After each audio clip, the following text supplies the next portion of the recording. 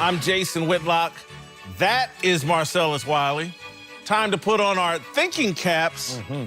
DeAngelo Hall and Sean Merriman, Virginia Tech and Maryland's finest. Lord, Pop 48 up here.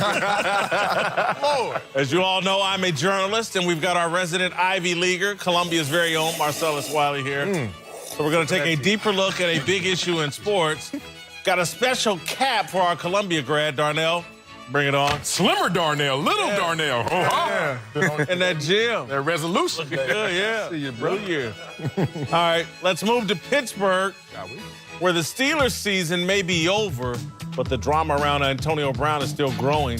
Since it surfaced that Brown was actually benched for the Steelers' final game, former Steeler Ryan Clark has been highly critical of his old teammate, and yesterday revealed that Brown cussed out former defense coordinator Dick LeBeau, one of the most respected coaches in the league. Clark also took his old coach Mike Tomlin to task for allowing the whole situation to get so out of hand this season. All right, I've been critical of Mike Tomlin in the past, and they certainly have, I think, some discipline issues in Pittsburgh. But I can't put this all on Mike Tomlin. There you go. I think this organization, if you really understand the history of it, going all the way back to Chuck Noll, they don't empower their head coaches in Pittsburgh. That organization's run from the very top down, and the coaches aren't nearly as powerful as a Bill Belichick is in New England, Pete Carroll in Seattle. The coaches don't control things, and I think in this era of football where the players make so much money, the coach has to have more control and power if he's going to fix these kind of dysfunctional issues. And so I think it's going to be very hard. They can let go of AB, but there will be new problems in Pittsburgh because of the way the organization is set up. Yeah, it's a leaky water hose. Grandma used to always say it. Once you got one leak, baby, stop trying to patch that thing up. Save up and get a new one, baby. You know why? Because you patch this up, leak over here, leak over here. You trade Antonio Brown, you still got an organizational issue to deal with. So I can agree with you there. I don't understand the shots at Mike Tomlin, constantly the shots at Mike Tomlin, where they're coming from, how this even morphs into a story more about him and his lack of control. And I will answer it in several objective measures and in story. One, if we're measuring dysfunction by Super Bowl championships, not dysfunctional in Pittsburgh. Mike Tomlin's one of the 7 active head coaches with Super Bowl ring. If we're judging just by wins, you give your organization a chance, second most winning coach behind Bill Belichick. What? So where are we going with this? What is this about? Well, it just seems like there's a lot of drama coming out of Pittsburgh, a lot of issues. To what tune? To the tune of them still winning? To the tune of them still winning the Super Bowl? Didn't make the playoffs. They did, yeah, but he's never had a losing record. He never had a losing record. So I just want to make sure we understand what power looks like and true control from the head coaching position looks like. Bill Parcells, I'll give you this story. No one denies Bill Parcells was an amazing coach, great coach, and had total control, correct? Oh, yeah.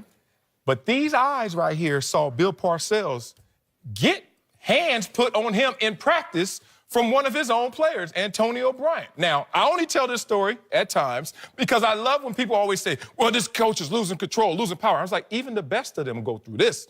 Antonio Bryant and Bill Parcells had a war of words that turned into a war of actions. And this is pre-social media, so I guess it didn't exist. But it did. And then even as recent as Bill Belichick in the Super Bowl, to show his power, to show his control, he does the same thing Mike Tomlin did. Had to bench a star player in the most critical moment. So I don't know where you want to put Mike Tomlin in terms of having control, but I put him up there at the highest place with a Belichick, with a Parcells, and he has accolades to support he deserves to be there. Yeah, and the thing that's different about this situation is, say, a place like New England, stories don't necessarily leak out of New England. You know what I mean?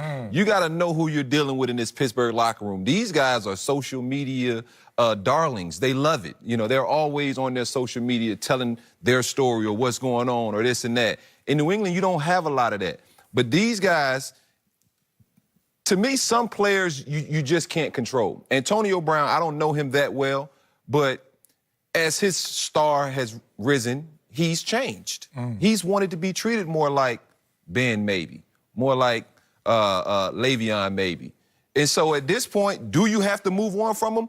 I think so, just because the relationship just feels like it's beyond repair. When you're benching one of your star players like that, and guys on the team know the story behind why he's been benched, guys might not want to fight with a guy like that and go to war and say, hey, I'm believing in this guy. They're paying AB a lot of money. And the emergence of a guy like Juju, you got to get rid of this headache, and you'll be all right. That's a great point. You can spin it to us, and us from a distance, from our vantage point. In that locker room, you know it. And I don't care what you say, Coach. I don't care how you clear it up. Forevermore, I know what happened there. And that may take some of my spirit away from fighting for it. And you know, I give Mike Tomlin this credit because he doesn't control the roster, right? You can bench a guy, you can say something to him, but when you pay Antonio Brown that kind of money, he going to be there. Ain't nothing you can do about it. He going to be him. Yeah, he going to be him. So once that happens, and once the other players see Antonio Brown do something and the coach can't do anything about it, okay, now you're going to have Le'Veon Bell. Once Le'Veon Bell do something and you can't do nothing about it because he's franchised, whatever the case is, he's going to be there for that year, you can't do nothing about it. So to your point, there's a lot of patches that needs to be filled, but it's not necessarily his job to do something about it because he doesn't control the roster, but he has put up with it for a long time. But see, even to Witt's point, I didn't know some of the inner workings of that Pittsburgh organization. And so do you think, well, I think from the outside looking in, that Ben was kind of given this blessing to kind of do whatever he wants, have coaches fired. Yeah, have coaches fired, have coaches hired, you know, moving his position coach to the coordinator spot to call more passes for him. I think Pittsburgh is a great place to coach because you're going to have longevity. They're going to be patient with you. They've had 3 coaches in 50 years, basically. That's great about it. But you're not going to have the kind of power that other successful coaches have. And that puts you in a position where Big Ben, to me, is out of control. Le'Veon was out of control. Antonio Brown out of control. We looked at the offensive line, to me, get out of control this season, taking pot shots at Le'Veon Bell and talking about his money. Joey Porter, their assistant coach, out of control, getting on the field. Former assistant. He's out of there. And then even go back. This is what I'm talking about when Tomlin lack of power. They installed Todd Haley as the offensive coordinator. That wasn't a Tomlin decision. Dick Haley, Todd Haley's father, worked in the Steelers organization in the front office for a long time. That's why Todd Haley was brought back there. And then even this year when it became to replacing Todd Haley, that was more of a Big Ben call, him elevating his quarterback coach and his boy. I never make excuses for Mike Tomlin because, again, not making the playoffs unacceptable. Some of the decision-making is unacceptable in my view. Some of the things he's done, stepping on the field and interfering with a kickoff return, some of it is on Tomlin, but a lot of it that's not talked about is situational in Pittsburgh.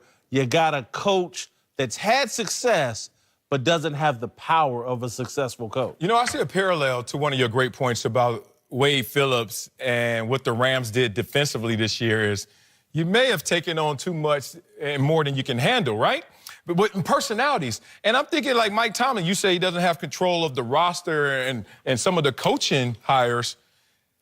I work with all of these guys in some form of capacity, whether it's in personal relationship or actually play with Todd Haley. Todd Haley, Joey Porter, Antonio Brown, Big Ben, and Le'Veon Bell on one team.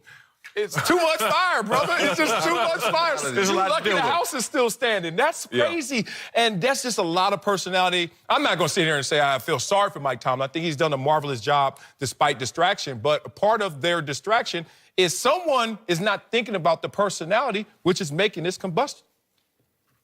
All right. Thank you, DeAngelo. Thank you, Sean. Coming up, a Knicks legend says he knows how Kevin Durant can